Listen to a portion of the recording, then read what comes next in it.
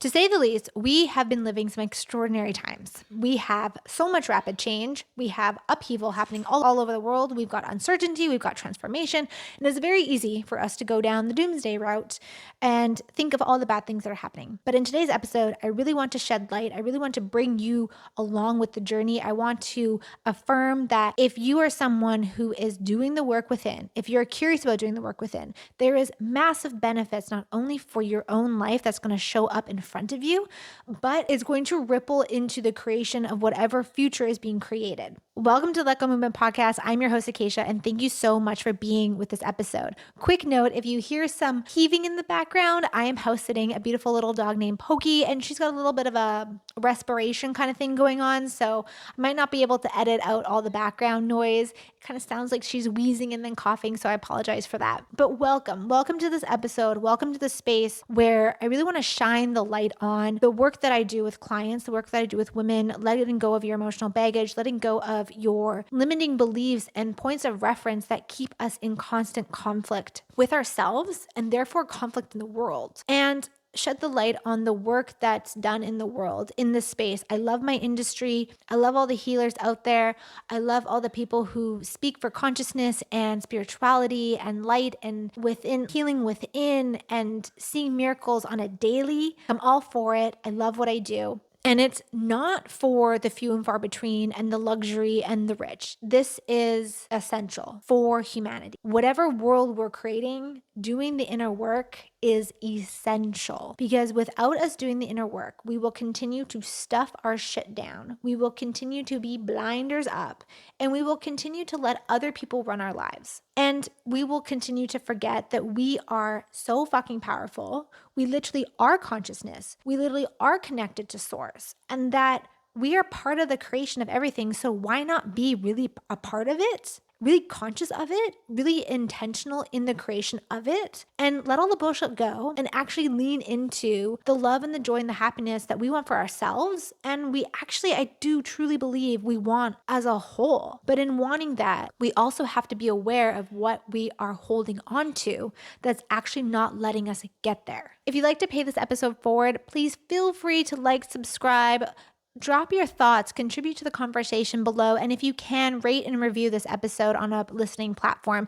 Every contribution of energy, every way you interact with this episode helps this episode grow, helps this channel grow, and I'm so very grateful for all the interaction that you do. So thank you in advance and from the very bottom of my heart. So like I said earlier, it's very easy to go down the very negative creation of the world. I have a hard time, I'm going to admit, watching some like sci-fi and like pretty much the movies that are coming out that are just total doom and gloom, because I'm like, why the fuck do you want me to create that? No, thank you.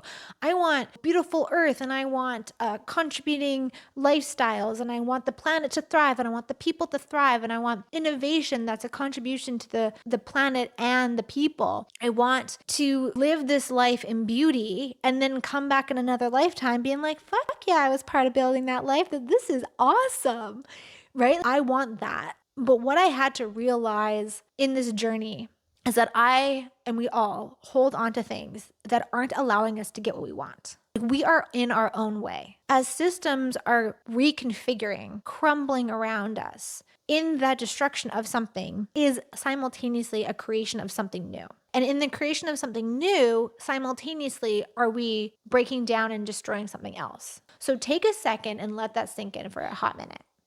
There's creation and destruction simultaneously happening. If we want to see something else happen, we have to let something go, which is going to create a whole bunch of conflict and blah happening and friction with creating something new, right? If we want to destroy something, we ultimately have to create something in replace of that or something else, right? So at the same time we're doing all of this, we can experience in our personal world a lot of shifts and changes happening. It can be really big, it can be really small. It can be very destructive, it can be very creative. But this destruction and creation is always in simultaneous happening.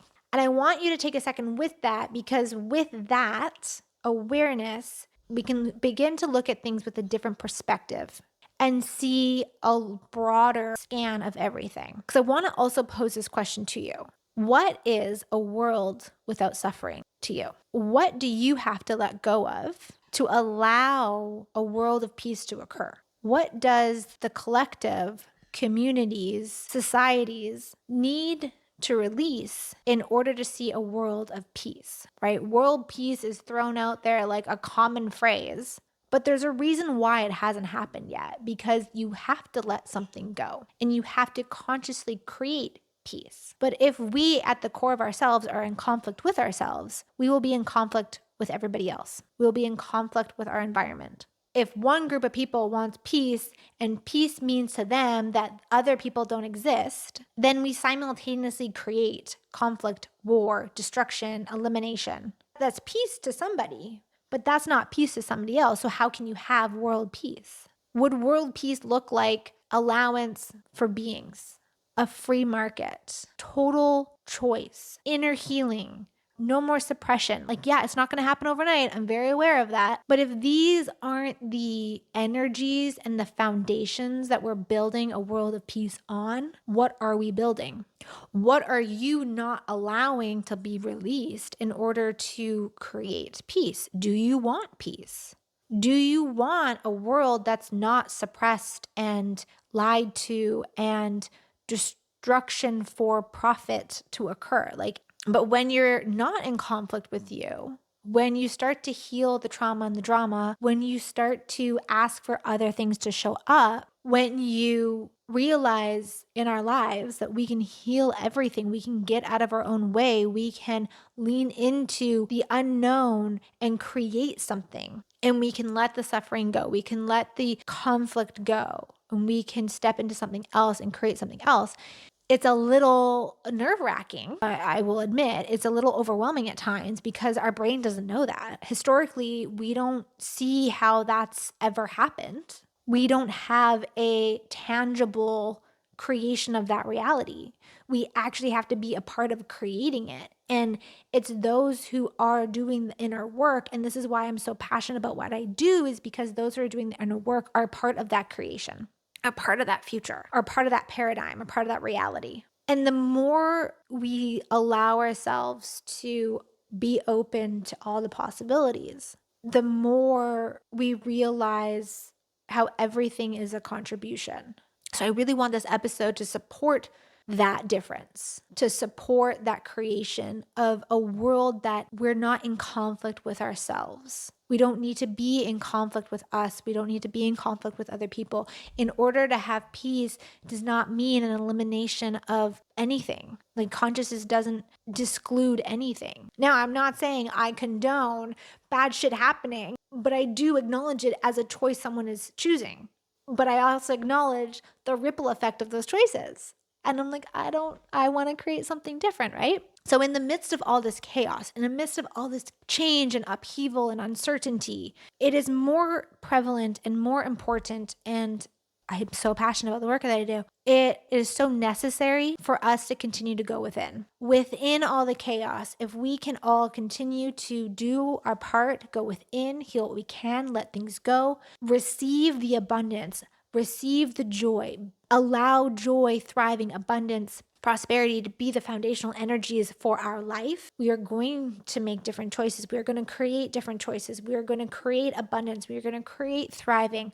We're going to create possibility amongst the chaos that people can see and go, oh, there it is. You know, again, in the creation of something is a destruction of something simultaneously. You can also create and allow other things to happen too. If you can allow shit to happen over here and you can go, well, I can create over here. This is really important. I can allow shit to happen over here and I can create over here. I can put my energy here into creation. What happens here is the releasing of the shit inside that doesn't allow you to see what you'd like to create and to actualize and bring to fruition what you would like to create, which releases energy from reaction, control, manipulation of destruction over here. The shit that's happening to the left can occur. My energy is going to be poured into something, creating of something new. And in that, I'm releasing all my shit that I've bought and sold and received and believed that stops me from getting there. The first thing that we all do when we step into this self-development, discovery, spirituality, whatever it is, however you want to label it, one of the first things we start to hear is that you're the creator of your reality. But there's shit that gets stuffed in there, that gets put on you to make you not see that, own that, believe that, and actually work with that. And as that starts to unravel, you start to see that the more you let go, the more you can let in. And the more that you let in, the more you can let go, right? Creation and destruction. It's all wrapped in itself. And we can look at it with all the judgment that you want, or you can look at it with openness, receiving, awareness, consciousness, and see that you might not know what that's going to look like, but in the release and the focus of the creation of it, it will start to happen. And another thing in all this chaos is what you can do is create a lot of you time, a lot of disconnecting that you can, and focus in on you, because we are electromagnetic beings. We are light beings. We emit energy. And when we can disconnect a bit and sync up to our own energy and the energy of the creations that we want, we put that into the universe. We put that energetic signature out there. And I don't think we allow ourselves to believe that that is so fucking powerful. We are all human. Sometimes I don't even sync up to it myself, and I kind of doubt myself sometimes. But when I am aligned and empowered and in the energy of what I would like and who I be and the signature of me, oh my gosh, shit in my life just works out. It is magical and miracles. And I have to remind myself that that is power. That is powerful. And when I sync up with more people that are doing it, it's an exponentializing energy that goes out into the world, into the consciousness, into the quantum fabric of what we are creating. So I really encourage you, with all the chaos, with all the transformation, with all the upheaval, with all the uncertainty, to link into the certainty of you, the infinite being, and seek out ways that resonate with you to let go of your limitations, the emotional baggage, the things that we have bought from our ancestors, from stories being told to us, and ancestors in the most beautiful way, and also the not so beautiful, right? We've bought stories that XYZ was bad, and we've bought stories that ABC society was the grand of the grand or the shit of the shit. What if we just didn't buy into that for a hot second and ask Source to speak to us and ask ourselves to speak to us and actually be consciously choosing what we want to put into the world? What if we were like, that worked back then, I'm going to pick something else? Or, cool, you believe that? I don't want to create that in my world. So what else can I choose to observe or be? What else can I link onto? Destroying and uncreating the contracts that we've signed in past lives to create something or to always be an alliance of XYZ. What if everything was allowed to come up for review, for question, and to allow our spirit, our highest self, our beauty, our joy, our love, our magnificent to actually lead the way? Shit shows up differently. I know that for a fact. You act differently, you intend differently, and therefore you then create your life differently. Your world shows up physically and energetically differently. You vibrate at a literally different vibration. When we let go of the lower vibrations and the trapped emotions and BS beyond BS, we will see something different and have strength that when shit's coming up for the world, it's an opportunity for you to let go of wherever that is showing up in your life and wherever you are creating judgment or closing in. It's an opportunity to expand out. So in this, and what I'm trying to say is lean into more question asking and let go of concrete answers showing up right now. Put the thought of a beautiful world out there and ask yourself, what do you need to let go of to bring that into fruition? It might show up that you choose something in that day. It might show up that you interact with someone differently. It might show up 20 years from now when you have to make a decision, and that decision was only ever possible because you put out into your future a different possibility to show up. I think we doubt the power of positivity sometimes. And so stay positive amongst the chaos and the shit that is happening. Link up to your source, your God, whatever you admire, whatever you feel is of the most joy. Joy is such a powerful, powerful energy. And it also will allow things to bump up to it. But in joy, you can just be joyful. And you don't have to have anything to be tapped into joy. And that will make the unconscious energy in the world, the anti-consciousness energy in the world, get a little pissy, but you can just stay in your joy. You don't have to put anybody down to be joyful. You don't have to remove yourself to be joyful. You don't have to hide to be joyful. And if you want to do things on the physical side, there's so many resources out there. Human Garage is a great free resource to help you connect with your fascia and move emotions and get movement back into the body and help correct the body. There's tons of people that what I do, working with the emotion code, working with limiting beliefs. There's people out there that are in the human design or more spiritual other paths, or people like chiropractors that are super touched into the energetics and the neurofeedback and changing brain by also releasing emotions. So there's people out there for everyone. Now, I work with women specifically. If you're interested in connecting and seeing if we would be a really good fit to work with each other, to let go of your emotional baggage, to start to create and be in alignment again with that joyful, abundant self, and allow for your emotional baggage, your shit to be released and to work through and to navigate through these chaoses. I'll drop a link below and you can click on that and we can have a conversation and see if working together would be the best fit for you. But there's so many resources out there. Don't feel shy about reaching out to different people or listening to somebody and see if you resonate. Dabble, go deeper. If you're already in something, go deeper into it, go deeper into yourself.